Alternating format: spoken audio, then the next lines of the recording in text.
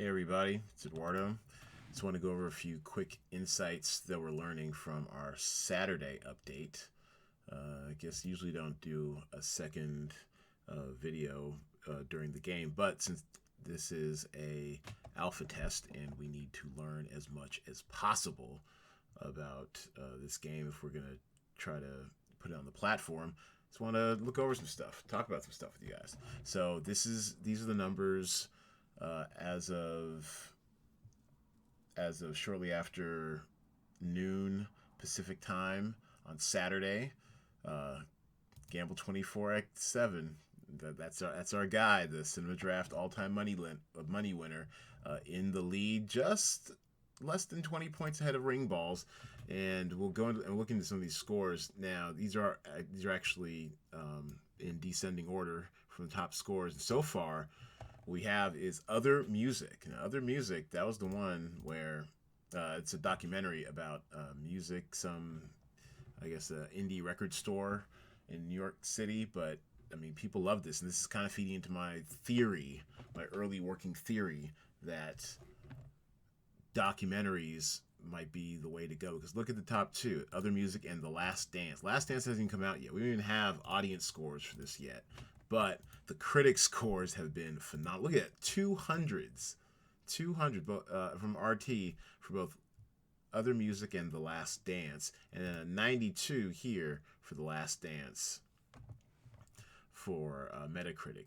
And what's going to be interesting to see, and I'm not sure if we will see it, Other Music, I believe, is supposed to be out. But I'm not sure if audiences, well, it looks like IMDb is onto it. The RT audience hasn't weighed in yet, and it doesn't have a Metacritic score yet. So it's possible we can get to Monday, 12 p.m. when we tally up the final results and not see a critic score for Metacritic. So I don't know. So we'll have to see. It seems like, video on demand. It's a large video on demand universe out there. You just never know. All right. So these are our top two documentaries. Sella and the Spades, not Sela, as I found out quickly watching. It's Sella and the Spades, and I'm halfway through that. I started that this morning. It's interesting. It's fairly stylish, kind of quiet and moody, about kind of prep school politics, which is very, I don't know about you, but it's kind of fascinating to me. It's like a boarding school, politics. Sella, the woman who plays Sella, the young woman, Lovey Simone, she's very, she's very magnetic, very mysterious. So I don't know. I thought it'd do a lot better than the 4.2 user score from IMDb. The critics love it, 88 and 70. Well, I mean, I guess 70 is better than average, but that's still a pretty decent critical score. I'm enjoying it so far. If I had to give my rating right now, I'd probably give it about maybe a 7 or an 8. So it's pretty up there. Black AF. Now this is the one that I put a lot of my money on. This is the one I thought was really going to do some things, and it's been as a black person, as an African American. I mean, obviously, well, maybe not so much obviously, but I was definitely looking forward to seeing this. I think I talked about how excited I was for it. I thought it'd do a lot better critically than it has, 53 and 61. I mean, this is almost dead average for Rotten Tomatoes, and this is below average for Metacritics. I guess I'm not necessarily surprised. I mean, the title's called Black AF. The majority of accredited critics, who are on these platforms tend to be white, so I'm not exactly assuming they would get all of the jokes or the in-jokes, whatever. I watched the entire thing, crushed it in the space of a day, in space of 24 hours, and what Kenya Barris is doing is Cool some they pretty. played off. Okay, that's not supposed to happen. Sorry for the interruption. No, what? So back to Black AF. What's interesting is that I loved it. I rated it a little too early. You can even see my rating on here, I think. I gave it an 8. I honestly probably would have given it a 9. I mean, it's not perfect. by any stretch, but it's mockumentary style. It's been kind of likened to Curb Your Enthusiasm. So and a lot of people just didn't get that. As a matter of fact, it was a trending topic on Twitter on Friday for some nonsense. I mean, if you look up Black AF, at least, all right. So the way it went is Friday during the day, there's a lot of people, basically, complaining that it wasn't black enough, which, I mean, I don't get into that into this podcast, but that's a bullshit argument that the African American community has been fighting over for years.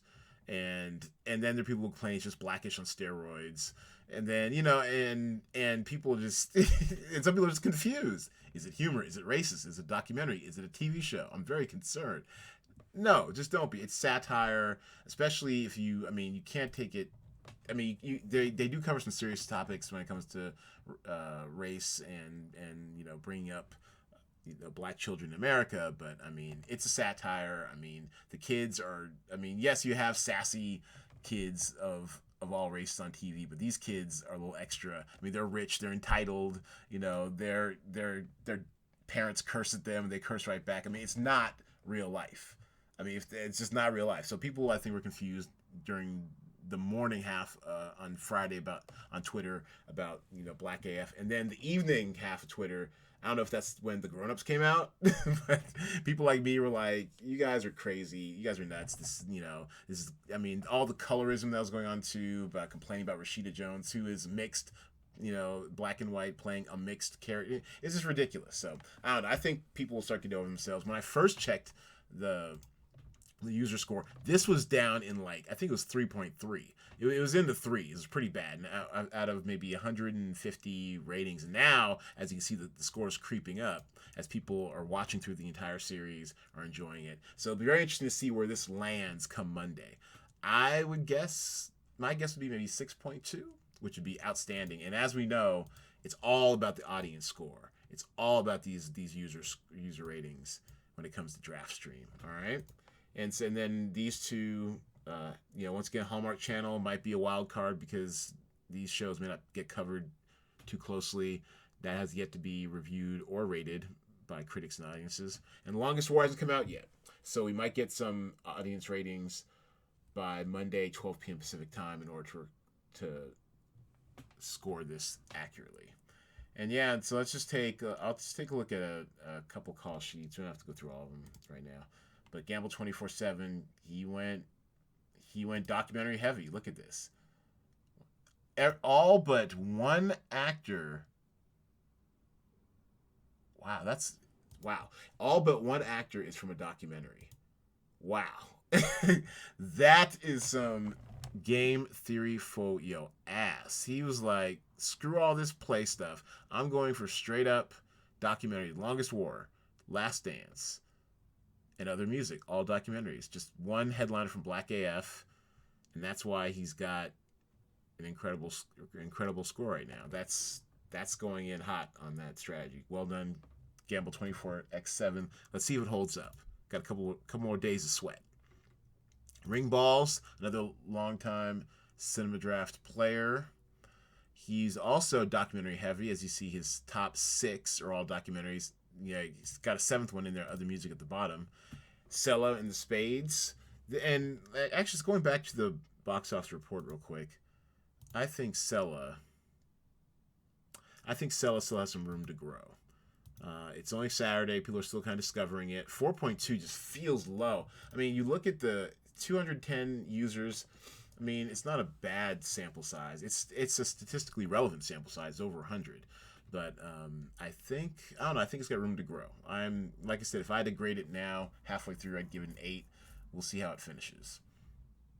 So we'll just have to keep an eye on this to see how its growth in user rating will or will not affect it. Because let's take a look. I mean, let's just put in a 6.2 and see how big the number jumps. So we're at 83 total score right now,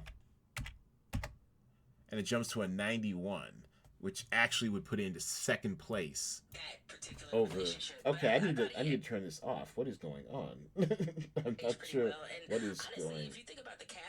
Sorry, I keep getting interrupted by my own phone. That's embarrassing. Anyways, looks like Cell would actually jump into second place, and if it ends up with like an 8, it's the number one film. It's the number one program of the weekend. So let's put it back to its 4.2. And let's keep an eye on it. And also, this is just a reminder of the power of the user and audience score. It's just, it's nothing like it in this game. The critics are cool, but we need to trust our audiences for a change. All right, so ring balls, with the exception of endings, beginnings, which, those are some anchors right there. Those scores aren't going to really improve. And also, what's kind of annoying is that it looks like endings, beginnings may not even open this weekend. So yeah, so see, it was when I put them in the talent pool, they were slated to open this weekend. Matter of fact, they were slated to open on Friday. Now it looks like they're not coming out till May 1st, so we're probably not gonna get an audience score. But actually, I'm sorry, we did get an audience score. Hold on. We just saw at 6 point. We had an audience score of 6.0. Yeah. So we have a user rating, but we may not get an RT audience score since it's got pushed back. That's kind of weird. Whatever. But yes. Anyways, that's good looking call sheet, ring balls, and then real quickly my call sheet. I went heavy on Black AF. I need those audience scores, man. Those audience scores need to help save this. Critics are confused. Actually, and that's what I was concerned about, is that audiences at first seemed kind of confused. But like I said, once people watch the whole thing, a lot of their fears are addressed in the content of Black AF. So I think that'll do pretty well. Sergio actually is not the score from the critical scores from Sergio have not been great. So I don't know. I might watch Sergio this weekend. I might wait for an opportunity to watch it later on in the week. Now that I crushed Black AF, I think I'm caught up on Dave. What other shows am I watching? I just started Home Before Dark, the Apple TV Plus show about a 9-year-old investigative reporter, which is actually pretty good.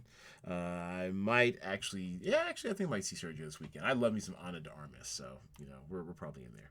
But anyways, my call sheet. I mean, I'm in third place right now. I'm about 100 points behind the pack. We're gonna need some serious audience scores. What's dragging me down? Well, we don't have anything for The Longest War yet. As a documentary, that still might save me. But I've got a lot of the Longest War because I went so hard on Black AF. So Black AF helped bail me out. Longest War, let's get some real scores up there. And maybe I can steal this from you guys again for second week. Also, a reminder, please play again next week. We're going to have a cash prize. Apparently I need to bribe y'all to play. But no, I appreciate that. Even in quarantine, your time is valuable. So we're going to have a small cash prize. I'm thinking 35 to first, 15 for second. So hopefully we can get at least 10 people up here and make it, a decent fight. And please remember, y'all, because no one did it this time, maybe I need to change the color. Do I need to change the color? Are you guys just bypassing the orange? But I need y'all to fill out your tiebreakers. See, Mom fill out the tiebreakers. I don't think she gets how the highest score thing works. I'm going to have to talk to her. And this actually will be changed to the highest IMDb score. Matter of fact, I think I've already changed it on the call sheet. Well, I'm going to change that on the call sheet. This is going to be the highest IMDb user score. There we go. So we'll look into all that for next week's game. All right, but thanks for watching, and thanks for submitting your call sheets, and I guess I'll check in with you guys Monday afternoon, evening. Thanks a lot, everybody.